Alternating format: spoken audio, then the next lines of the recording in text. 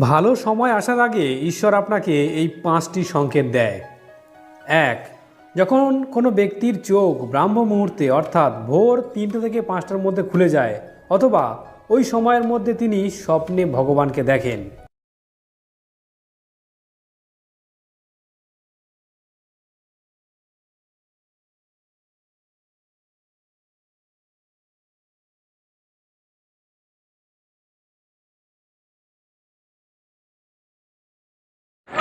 आज समापन की ओर है।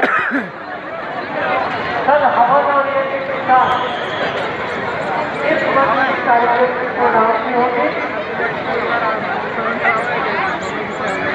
और फिर अगले साल जब बाबा का जन्मदिन मनाएंगे तो एक नया जोश और खरोश होगा। कारण